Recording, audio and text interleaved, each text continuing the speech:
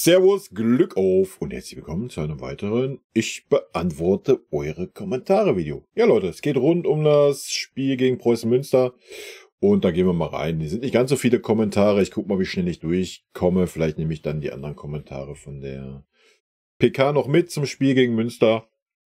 Ja, und von daher schauen wir mal. Geben wir mal Gas. So. Schuppo war meiner Meinung nach echt schwach, wie gegen Bochum am Anfang stark, aber dann auch mit Chancenbucher und technischen Fehlern. Er muss mal schneller zum Abschluss kommen. Er versucht den Ball immer anzunehmen und noch einen Schritt zu machen, aber am Ende ist er dann 3 bis 4 Mal in einer gefährlichen Position nicht zum Abschluss gekommen, weil er zu langsam war. Für Gnabry tut es mir leid, ich würde nie einem Spieler eine Verletzung gönnen oder mich darüber freuen, schon gar nicht für einen eigenen Spieler, aber wenigstens hat er es ihn getroffen und nicht Koman oder Tell. Wenigstens wird Tuchel jetzt die Wahl genommen, ein Gnabry erst einmal nicht aufzustellen und Coman und Tell bekommen mehr Spielzeit. Tell und Kretzig, mega geil und der junge Japaner, Name vergessen, war auch ganz gut. Peretz anfangs wackelig, was nicht nur an ihm liegt, sondern an der fehlenden Kommunikation zwischen ihm und Goretzka. Die drei haben so noch nie zusammengespielt und werden es wahrscheinlich auch nie wieder, würde ihn gerne mit richtigen IVs vor ihm ein paar Spiele am Stück sehen. Goretzka war meiner Meinung nach ganz gut, klar schwacher Gegner, als ich unsere Verteidigung gesehen habe, habe ich mit 1 bis 2 Gegentoren gerechnet.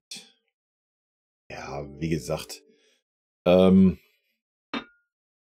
Töne aus Münster war ja generell enttäuschend, meiner Meinung nach. Also ich erwarte da auf jeden Fall ein bisschen mehr Fight. Die haben sich meiner Meinung nach gleich von Anfang an keinerlei Chance ausgerechnet oder so. Was ja irgendwo normal ist, aber ich denke, so ein Pokalspiel, da geht eigentlich immer alles. Es ist ein Spiel und ja, aber gut, auch nur meine Meinung. Schuppo bin ich bei dir, Gnabry bin ich auch bei dir, Tell und Kretzig bin ich bei dir, Peretz bin ich nicht bei dir, ich fand sie nicht wackelig am Anfang. Ja, ich wüsste jetzt nicht, woran du das festmachst. Vielleicht an den einen Ball, den er hat, so erst ein bisschen abklatschen lassen und dann gefangen, keine Ahnung. Also ich fand ihn jetzt nicht wackelig.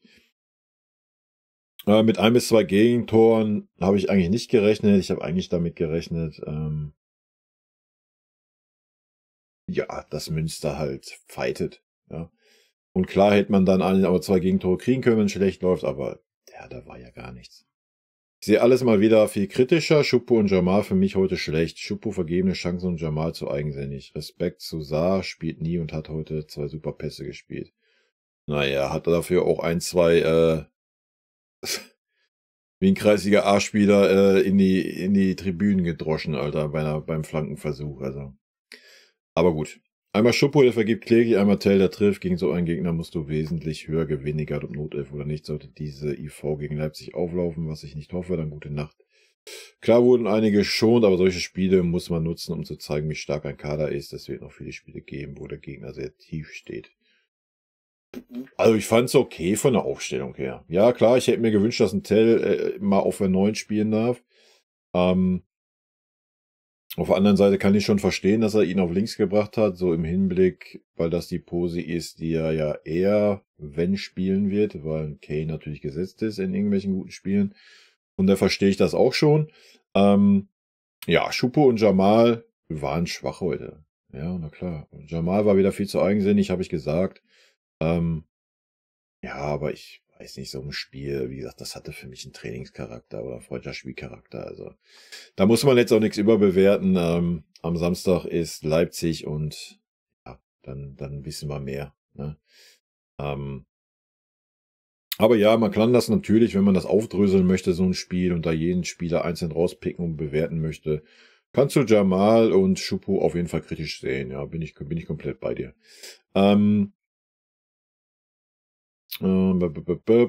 Musst höher gewinnen, ja, wäre ja auch gar kein Problem gewesen. Schuppo hat ja 3, 4 Dinger gehabt, die er klaglos verstolpert hat. Und wie du schon selber auch sagst, Jamal war teilweise viel, viel zu eigensinnig. Also hätten wir da ein bisschen konsequenter gespielt und auch mal ein bisschen konsequenter den Tell mit eingebunden.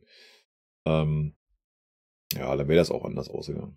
Das einzig Tolle an diesem Spiel war das Feuerwerk. Es war wirklich eher nur ein Freundschaftsspiel. Kein Kampf, kein Ehrgeiz, gar nichts von Münster. Ja, sehe ich genauso. Allerdings haben wir es auch einfach gut gemacht. Mal schauen, wie es am Samstag wird. Und gute Besserung geht raus an Serge. Ja, da bin ich auch bei dir, dass wir es gut gemacht haben und das natürlich auch einen Einfluss hat. Aber trotzdem, wir haben die Zweikampfwerte gesehen. Ja. Habt ihr mal bei Münster irgendwo gesehen, dass da irgendwie mal richtig Gegenwehr war oder sowas? Zwei Dinge, man muss Münster etwas in Schutz nehmen. Ich habe das Spiel im ZDF gesehen, da kam das ganz gut rüber, auch wenn es noch früh in der Saison ist. Die stehen einen Punkt vor einem Abstiegsplatz und haben am Wochenende ein eminent wichtiges Spiel gegen den Tabellenletzten.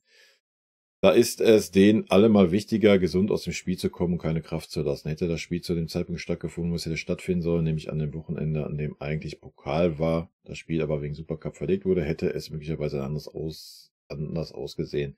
Zumal da immer die Chance besteht, dass der Große noch nicht eingespielt ist. Deswegen übrigens auch die Protestaktion der Bayern-Fans mit den Tennisbällen. Die Verletzung von Gnabry ist eine schöne Chance, Tell mehr zu spielen, vielleicht auch für Kretzig, der hat mir nämlich gut gefallen. Mit dem eingespielt stimme ich dir voll zu, ja. Dass das ein Nachteil für den Gegner war, dass die Spiele verlegt wurden, stimme ich 100% mit ein, ja. Das kann halt ein Vorteil sein für den Kleinen, natürlich. Das Argument mit, die spielen am Wochenende gegen den Tabellenletzten, nein. Nein, es ist trotzdem ein Pokalspiel, das ist ein Spiel, in dem alles geht. Erinnert euch mal, letzte Saison, Spiel gegen Frankfurt oder was, vorletzte Saison, wo wir zu Hause gespielt haben, 30 Torschüsse, haben kein Tor gemacht. So, darauf musst du bauen als so ein kleiner Gegner, ja, dass wir einfach keinen guten Tag haben, dass wir auch dann mit den Spielern spielen, die da spielen und nicht ein Harry Kane aufläuft und mit der Innenverteidigung, die noch nie Innenverteidigung gespielt hat, und wenn ich doch so eine Aufstellung sehe als Drittligist, da muss ich doch wenigstens ein bisschen den Glauben entfachen, Alter, heute könnte was gehen. Ja, wir müssen mal kratzen, beißen die erste Halbzeit und dann kannst du es immer noch herschenken. Wenn du siehst, jo, es steht 3-0 zur Halbzeit, ja, alles gut, komm, wir wechseln unsere wichtigen Spieler aus, wir schonen die fürs Wochenende, alles ist gut. Aber von vornherein das so herzuschenken, wie es Münster getan hat, fühle ich persönlich nicht. Moin, es ist halt sehr leicht, uns mangelnden Fight vorzuwerfen. Ich sehe auf jeden Fall, was ihr meint, aber dabei wird halt vergessen, dass ihr hier mit eurem Milliarden Kader ankommt und wir als frischer Aufsteiger in den Profifußball ganz andere Voraussetzungen haben. Da der individuelle Unterschied aber so groß war im Spiel nach vorne, für uns halt nichts zu machen, keine Pocke ist dem Ansatz durchgekommen. Da beschränkt sich so ein Spiel halt schnell auf reines defensives Verwalten und dafür fand ich uns jetzt nicht so schlimm. Bayern hat es jetzt nicht unbedingt hinbekommen, Unmengen an Hundertern zu kreieren. Ihr habt natürlich sehr verdient gewonnen, aber macht euch mal ein bisschen sympathisch und redet uns mal nicht so in den Schmutz. In Sachen Feuerwerk macht ihr uns nichts nach. Ich rede dich nicht in den Schmutz, ich rede einfach nur davon, dass ich es enttäuschend fand, dass ein Drittligist so auftritt. Dass wir individuell, ja, wir brauchen nicht darüber reden. Ja? Wir brauchen nicht über irgendwelche Vergleiche reden. Es ist ein Drittligist gegen Erstligist oder meinetwegen Sachen Viertligist. Aber guck dir mal andere Pokalspiele an, wo ein Viertligist gegen Erstligist spielt. Also ist aber auch nur meine persönliche Meinung. Ja? Nochmal, der Zeitpunkt haben wir gerade schon geklärt. Ja, ist natürlich auch ein bisschen kacke, dass wir halt schon so ein bisschen eingespielt sind und so. Und ja, natürlich ist es am Ende höchstwahrscheinlich, dass ihr keinerlei Chance habt. Das ist auch völlig normal. Aber mir hat gerade in der ersten Halbzeit einfach, ja, so die Einstellung, der Wille gefehlt, so der Glaube an sich. Weißt du, wie ich meine? Klar, das Tor nach 9 Minuten hat da vielleicht nicht zu beigetragen, aber selbst davon darf man sich dann so in einer ersten Halbzeit nicht beeindrucken lassen, meiner Meinung nach. Ne?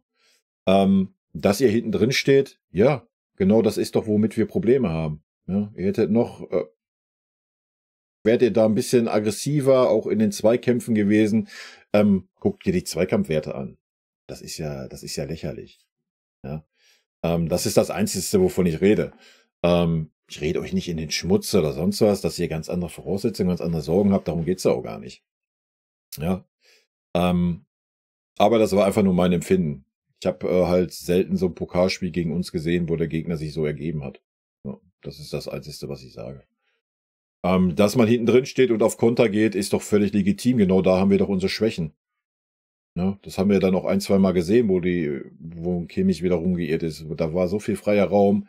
Wenn Münster da ein bisschen mehr an sich vielleicht geglaubt hätte und ein bisschen mehr Risiko gegangen wäre, gerade mit einem Goretzka und einem Mats Rui als Innenverteidiger wäre da mit Sicherheit irgendwas gegangen. Ja, bin ich mir sicher.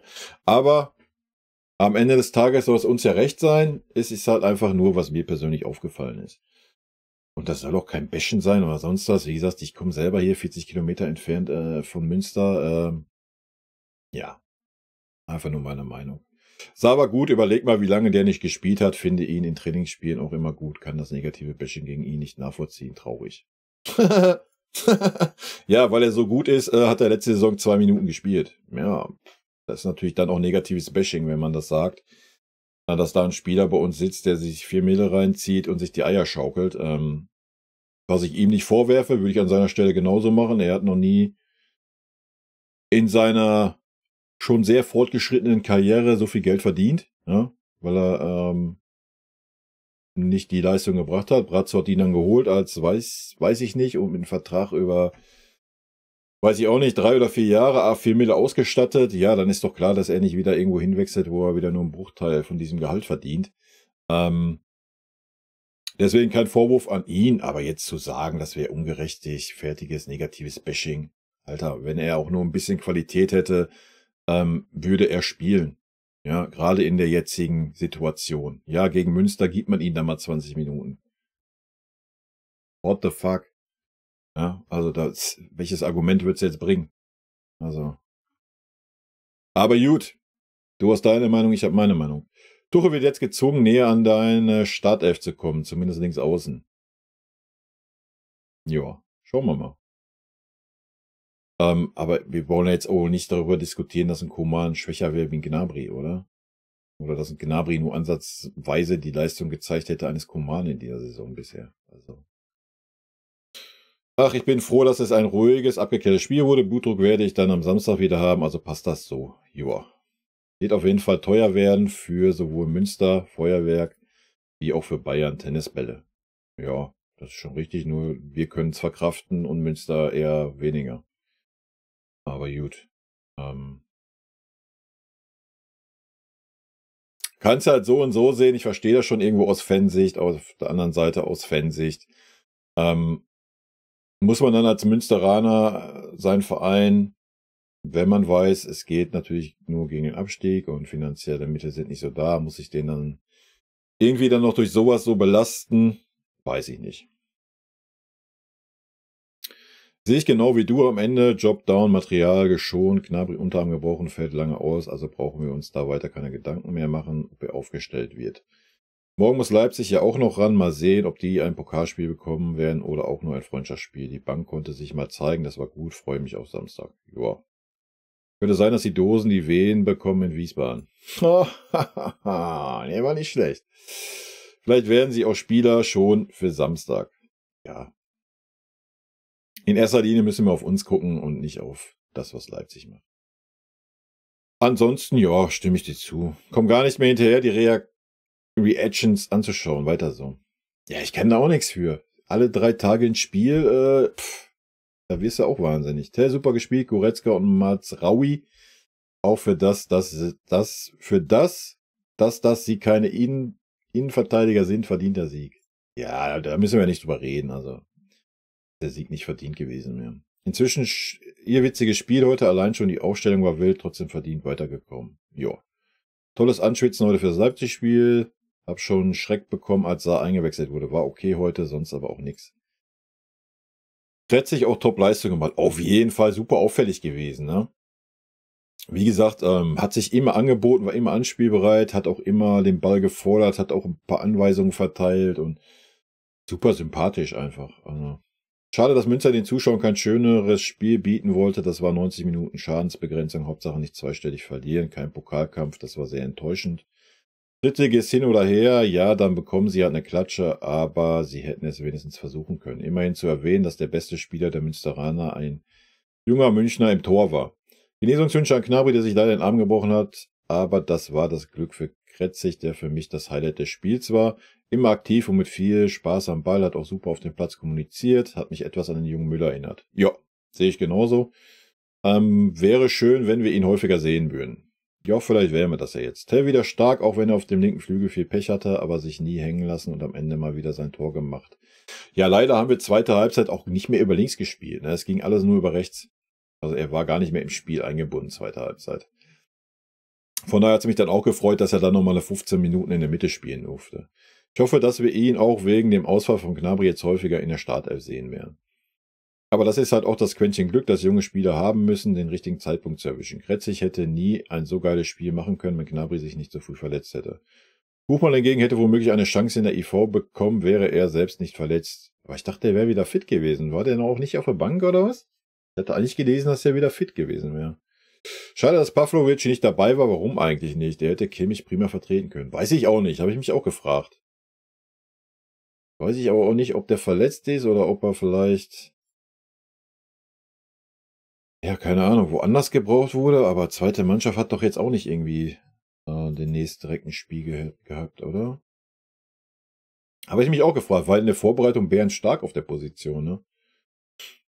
Aber ja, ich stimme dir zu. Ich stimme dir auch zu Münster zu. Ich sehe das genauso, auch wenn der eine oder andere das anders sieht. Aber das ist auch völlig okay. Kim und Opa müssen bis Samstag unbedingt wieder fit werden, auch wenn Goretzka und Mazraoui das in der IV gut gemacht haben. Für Leipzig reicht das nicht. Die sind offensiv aktuell so gut, dazu extrem konterstark im Mittelfeld werden phasenweise bestimmt wieder riesige Lücken sein, wenn Openda, Sesko und Xavi Simons mit Tempo auf nicht gelernte IV zulaufen, sehe ich schwarz. Dazu würde ich Leimer lieber im Mittelfeld sehen und nicht als RV. Ja, natürlich können wir das nicht vergleichen. Ein Goretzka würde ich das vielleicht noch zutrauen, wenn er einen gestandenen IV an der Seite hat, der ihn da auch ein bisschen einbremst, wenn er so seinen Vorwärtsdrang hat. Ansonsten gegen Leipzig wird super wichtig sein, dass ein Kimmich die 6 spielt und nur die 6 und nicht die 8 und die 10 mit dabei. Ja, und deswegen ist es auch wichtig, dass ein Leimer auf der 8 spielt und ein Kimmich dann auch wieder so einbremst, wie es gegen Bochum war. Ja, ich sehe auch einen Leimer nicht als rechten Verteidiger gegen Leipzig. Also beim besten Willen nicht. Also Defensivschwäche haben wir gegen Manchester United gesehen. Ich glaube nicht, dass das gut gehen würde. Und ja, ansonsten müssen unsere Außen natürlich auch in Sané dann wieder ein bisschen mehr auch mal mit nach hinten machen gegen Leipzig. Ja, da ist die ganze Mannschaft gefordert. Aber das ist sie immer. Aber gerade gegen so einen offensiv starken Gegner. Und ja, Konterabsicherung gebe ich dir 100% recht. Deswegen sage ich, ein Kimmich muss so defensiv stehen und ein Leimer muss versuchen, schon vorher die Bälle zu erobern, bevor sie überhaupt da in diesen Raum dann gespielt werden können. Tuchel sagte, dass das Team versucht, Müller, Minjay und Upa für Leipzig fit zu bekommen. Aber es ist so 50-50 bei jedem von denen. De Ligt wird frühestens gegen Kopenhagen wieder dabei sein. Naja gut, das habe ich ja alles gehört von ihm. Ja, bei Gnabry muss man auch mal abwarten. Ich weiß nicht, inwieweit man da dann mit irgendwie so einer Carbon-Schiene oder was weiß ich spielen darf. Bin ich nicht drin in dem Thema. Ob man das dann aber auch riskieren muss, gerade bei seiner sportlichen Leistung, ich denke nicht. Da soll er erstmal in Ruhe fit werden. Vielleicht tut ihm die Pause auch mal ganz gut, weil er das Potenzial hat. Müssen wir uns ja nicht überstreiten. Das hat er ja, ne? Er muss es halt einfach mal wieder auf den Platz bekommen, mal die richtige Einstellung an den Tag legen. Aber ich denke, er wird schwer haben, wenn er wiederkommt. Also ich denke, die Jungs, die da hinten dran stehen, ob du einen Tell nimmst, ob du einen Kretzig nimmst, Roman brauchen wir nicht drüber reden, ist für mich eh gesetzt. Aber die sind natürlich heiß und werden sich den Arsch aufreißen, ne? Also da muss er dann auch Gas geben, wenn er wiederkommt. Wer hätte meinen können, dass wir noch Probleme mit unseren wenigen Innenverteidigern bekommen? Ja, jetzt mal ganz im Ernst. Also jetzt mal Butter bei den Fische. Wir haben 3 Innenverteidiger. Wann hast du denn mal, dass 3 Innenverteidiger ausfallen? Selbst wenn du jetzt 4 hättest, hättest du einen Innenverteidiger gehabt. Also das ist doch Schwachsinn. Ja, dass mal einer ausfällt und dass immer einer weg ist, weil der mal angeschlagen ist, der mal angeschlagen oder es ist immer einer lange verletzt. Bin ich bei dir? Ja. Aber dass mal alle 3 ausfallen, dann hätten die jetzt auch 4 nichts gebracht. Also. Und wir haben ja noch ein 4 mit dem Buchmann. So, dann hast du 4 Ausfälle. Ja, wow. So. Was ist das für ein Argument, ey? Es hat sich angefühlt, dass wolle Münster mit so wenig Gegentor wie möglich da rausgehen. Am besten 1-0 oder 2-1. Das von Minute 1 an. Der Sieg war nie das Ziel. Nee, das ist ja auch richtig. Es ist ja auch vermessen zu sagen, als Münster so, ich will jetzt den Sieg als Ziel haben. Aber ich finde, so als Pokalgegner, gerade so unterklassig, sollte doch das Ziel sein, was mit dir das Ziel war von Münster, so lange wie möglich die 0 stehen zu lassen und durch einen Lucky Punch. Wir sind nun mal konteranfällig, Punkt, das weiß jeder. Und dann noch mit unserer Innenverteidigung, die da rumgedümpelt ist. Wäre da mit Sicherheit irgendwas gegangen, so Richtung Torschance mal, ja. Aber es war ja gar keine Einstellung so da, fand ich. Das ist so, was mir so gefehlt hat. So, das Publikum war da, ja, aber so die Spieler auf dem Platz war mir viel zu passiv und viel zu, ja, gar nicht erst versucht, so den schnellen Ball dann irgendwie mal nach vorne zu bringen oder sonst was. So. So kam es mir rüber. Vielleicht habe ich es auch ein bisschen falsch gesehen, keine Ahnung. Für mich war es halt, es war wie ein Freundschaftsspiel. Es hatte keinerlei Pokalcharakter. Gar nicht. Und kommt von Münster aus. Klar waren wir dominant und so, aber ja, hätte da Münster mal dagegen gehalten, auch in den Zweikämpfe und so, dann denke ich, wäre da schon ein anderer Flair aufgekommen irgendwo. Aber das war halt nicht der Fall. Für uns super. Wir konnten Kräfte schon, wir haben schön nach Hause geschaukelt, schön runtergespielt, wir haben guten Kretzig gesehen. Aber allein an ihm hast du schon gesehen, er konnte schalten, walten, machen, tun, was er wollte. Ja, da war nicht mal irgendwie ein Spieler in der Nähe, der eben mal versucht hätte zu bremsen oder so. Münster stand halt mit ihren beiden Ketten dahinter und hat uns machen lassen. So. Gut, kann man ja so machen, ist ja auch okay, ist ja auch legitim. Aber für mich hatte das halt nichts mit dem Pokalspiel zu tun. Was wäre denn dein Ziel mit einer Drittligatruppe gegen Bayern? Das Ziel ist doch Wurst. Wir brauchen doch nicht darüber reden, dass wir der klare Favorit sind und dass wir in 90% der Fälle weiterkommen.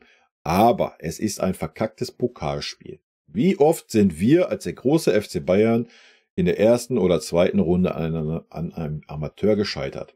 Google das gerne mal nach. Mir fallen da spontan 4, 5 Beispiele ein. Und das waren Pokalspiele. Punkt. Ja? Na klar hat Münster nicht das Ziel, uns zu schlagen oder weiterzukommen. Aber nochmal, man kann doch die Einstellung haben, ich stehe tief, das ist doch genau da, wo wir Probleme haben.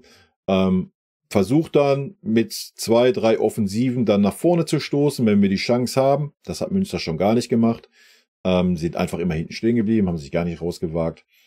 Die Einstellung ist das große Kriterium. So, Münster hat keinerlei Anstalten gemacht, kratzen, zu beißen, zu wollen. So, die haben uns machen lassen, ob es in Zweikämpfen waren, sonst was. Da war nichts, da war kein Feuer drin, gar nichts. So, das ist das Einzige, was ich anprangere.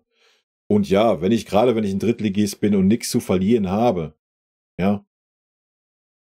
So, was habe ich zu verlieren? Jeder hätte doch erwartet, ja, nachdem wir 7:0 gegen Bochum gewonnen haben, wir schießen die zweistellig aus ihrem eigenen Stadion. Das hat doch jeder erwartet. So, was hast du denn zu verlieren? Ja, jetzt setzt du dich danach hin und erzählst, ja, wir haben nur 4:0 verloren, wir sind 3 Tore besser wie Bochum. Wow. So. Darum geht es mir doch nur. Es geht doch nicht darum, dass ich mir jetzt sagen soll, ja, wir schlagen die Bayern, aber man muss doch wenigstens die Einstellung haben dazu. So, ich hatte nicht das Gefühl, dass Münster die Einstellung hatte oder den Glauben hatte, ja, wir können heute hier mit einer guten Leistung und mit Willen und Kampfgeist dagegen zu halten, irgendwas erreichen. Nee. Münster hatte so die Einstellung, so, ach ja, komm, wir machen hier, stellen uns in den Reim, Bayern ist da, die Zuschauer kriegen mal den FC Bayern zu sehen, wir schaukeln das runter hier, lassen uns nicht 5, 6, 8 einschenken, sondern machen das human und ist gut. So, und wir hätten ja trotzdem 8, 9 machen können, wenn nicht unser eigener Torwart bei denen im Tor gestanden hätte. Ja. Das ist aber auch nur meine Meinung. Man hatte das Gefühl, Hauptsache nicht 12:0 zu verlieren. Ja, sehe ich genauso. Schuppo fand ich extrem schwach. Gerade gegen so einen Gegner erwartet man doch, dass er sein Mann steht. Aber nein, viele schlechte Ballannahmen und sonst auch wenig Positives. Hätte mir gewünscht, dass Tell mehr Zeit in Zentrale bekommt. Schuppo hat es nicht verdient, so lange zu spielen. Kretzig fand ich echt gut. Auf Fukui hat mir in ein paar Minuten gefallen. Ja, dem kann ich direkt so unterschreiben. Dann zur Pause schon 0:3. Ja. Goretzka wird einer der besten Innenverteidiger der Welt. Ja, na klar, natürlich. Ist jetzt schon, also der Beste eigentlich, ne? Also ganz ehrlich, ist Kanone. Hat gegen Drittligisten, der keinerlei Anstalten gehabt hat, mal über die Mittellinie zu kommen, einen ganz starken Innenverteidiger gegeben. Lob und Anerkennung. Die PK nach dem Spiel kannst du schenken, 5 Minuten, die Reporter hatten kein Mikro. Hab's ja gesehen. Wie, nur 15 Minuten? Nicht Spaß. Danke für deinen Knaller-Content, bist ein guter. Danke. Wenn ich jetzt, wann dann? Tut die dran.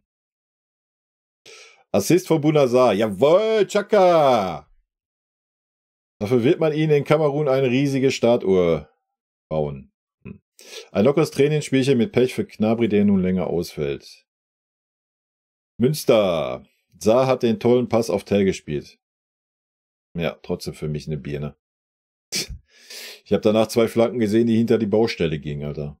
Also von daher, ganz seiner Meinung, ich bin jetzt kein Fan von Saar, aber gestern hat er seine Sache gut gemacht. Tatsächlich den Pass auf Tell gemacht, im Wissen, wie viele Spielzeit er mit der Mannschaft schon hatte. Da waren für mich andere schlechter. Ja, könnt ihr gerne so sehen. Ich sehe das ein bisschen anders. Aber ja, er hat die Vorlage gegeben. Er war top. Top, top, top. Ich mache das jetzt in Pep-Form. Saar ist top, top, top, top, top, top, top. Könnt ihr dann rein interpretieren, was ihr möchtet. Gewonnen und abhaken. Positiv war für mich Kretzig, der eine Leichtigkeit, aber trotzdem Willen zeigt. Fukui hat es ordentlich gemacht, muss sagen, Bunasar hat es gut gemacht, im Gegensatz zu einigen anderen direkt und schnörkellos gespielt. Goretzka und Mazraoui haben es gut gemacht. Negativ waren für mich heute Coman, der sich x-fach festgelaufen hat. Noch schlimmer Musiala, der wieder viel zu viel gedribbelt hat und immer wieder das Gleiche macht und dabei sehr verkrampft wirkt. Und am schlimmsten Stolperer Schuppo, so schlecht habe ich ihn noch nie gesehen. Tell war gefühlt 2 Minuten auf der Position und macht direkt ein Tor. Gute Vorlage von Saar, Schuppo war schon fast eine 5.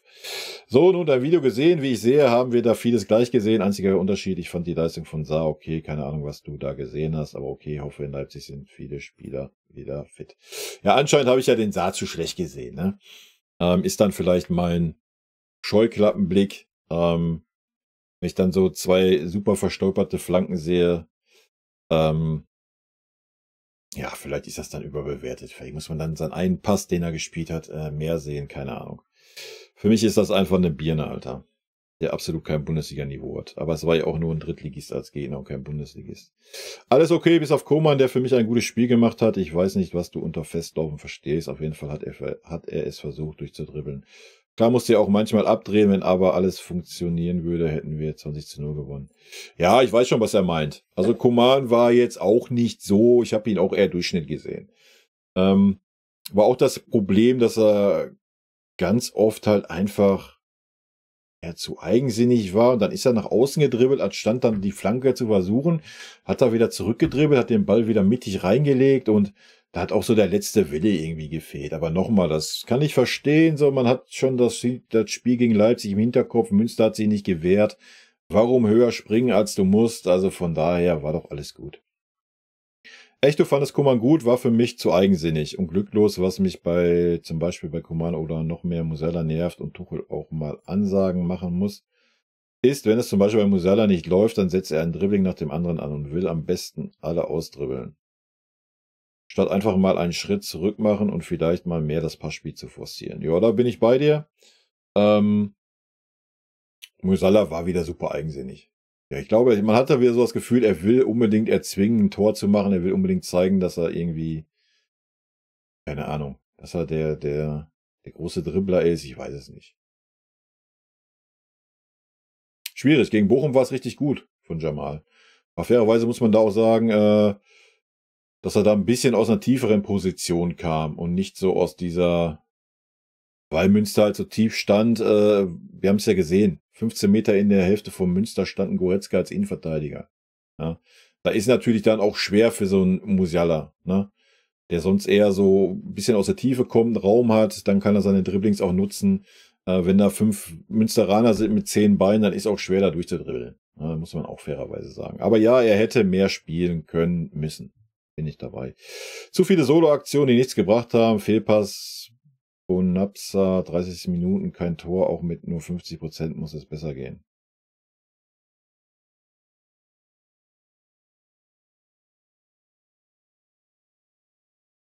Zu viele Solo, ja.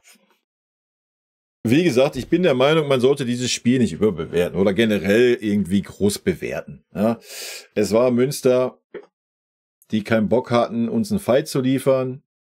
Wir haben ein schwieriges Spiel am Wochenende in Leipzig. So, wir haben das getan, was man tun muss. Wir haben souverän 4-0 gewonnen. Es hätte auch 7-8 ausgehen können, wenn allein Schuppo seine Chancen genutzt hätte. Also von daher ist doch alles gut. Man muss jetzt nicht so ein Spiel gegen so einen unterlegenen Gegner irgendwie so super groß überbewerten. Saar bester Mann, genau. Aber auch nur meine Meinung. Gut, gehen wir rein in die nächsten. Das Naja hättest du dir halt auch schenken können.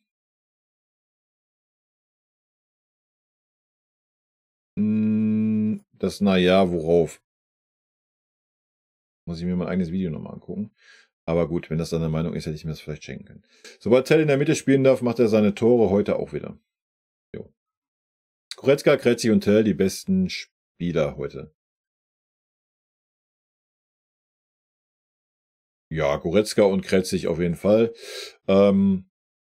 Ja, wie gesagt, Tell hatte das Problem, dass zweite Halbzeit halt, ja, halt nichts über die linke Seite mehr ging. Aber ja, erste Halbzeit war er super auffällig, hat dann das Tor gemacht in der Mitte, ja. Na, doch eine Reaktion zur PK, ja, weil es gerade live war und ich eh noch nicht weg war vom Rechner, habe ich mir gedacht, komm, guckst du dir noch eben an. Vielleicht war es auch heute unser Glück mit dieser Notfallaufstellung, dass Preußen auch keine richtige Lust hatte. Vielleicht war es auch heute unser Glück mit dieser Notfallaufstellung. Ach so, ja. Ja, stimme ich dir zu.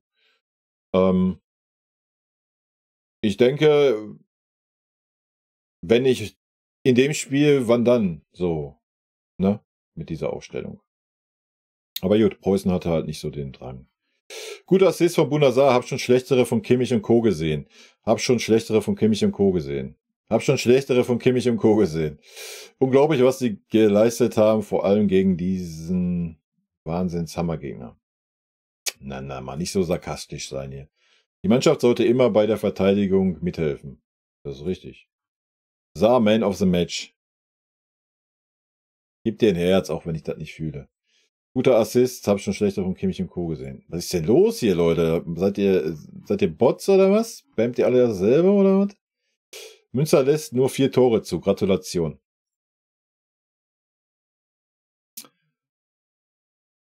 Leider auch verletzt. Ich hatte gelesen, dass er wieder fit wäre. Aber gut. Man muss nicht immer alles glauben, was man liest, ne? Auf jeden Fall danke für die Info. Dann haben wir also 4 von 4 verletzt gehabt. Ja gut, dann ist das halt so. Man versteht halt null die Fragen der Reporter. Na, man muss nur mal genau hinhören, ne? Zu Gegner, klar gibt es das mal, dass ein 3- oder Viertliga-Team ein super Spiel macht, da muss aber auch alles passen. Bayern findet gerade immer zu sich, ist direkt im Spiel, presst der früh, was soll da so ein Gegner machen? Wenn du da zum Beispiel 2 Stürmer aufstellst, weil du denkst, unsere IV sind schwach, fehlt dir einer zum Beispiel im Mittelfeld. Wir haben mehr Raum und ganz ehrlich, trotzdem kommen dann nicht mehr Bälle nach vorne. Hätten wir nicht so oft uns festgedribbelt oder zu langsam aufgebaut und viel zu viele Chancen liegen gelassen, wäre das auch locker 8-10-0 ausgegangen. Gnabry, deinen Worten fühle ich nicht die Aussage, das ist, was viele Bayern-Hater immer sagen, beziehungsweise Tastaturclowns. Naja, wünsche ihm nichts, aber wird nicht fehlen. Sage immer, wenn man zum Beispiel nicht leiden kann, dann sag einfach gar nichts, aber das musst du wissen. Denke nur, wenn man Bayern-Familie. Wenn es an mir redet, sollte man sowas nicht tun. Ja. Wenn du mir so einen dummen Scheiß unterstellst, Alter, dann weiß ich nicht. Sorry, Alter, hab ich kein Verständnis für. Wenn ich sage, dass ich ihm das nicht wünsche, wenn ich dann hinterher schiebe, dass er sportlich nicht fehlen wird, dann kann man mir das glauben. Wenn du das nicht tust, Alter, dann ist mir das am Ende des Tages auch egal. Es regt mich ein bisschen auf, dass mir sowas unterstellt wird, ja. Aber ansonsten, da kriegst du auch kein Herz für. Ansonsten scheiße ich auf deine Meinung zu diesem Thema. Von daher gehe ich auch nicht auf deinen anderen Dingen ein, was ich noch eingehen könnte. Aber das schenke ich mir. Jetzt doch, du opferst dich für uns auf. Eieiei. Stell dir vor, gegen Man City ohne 3 Innenverteidiger.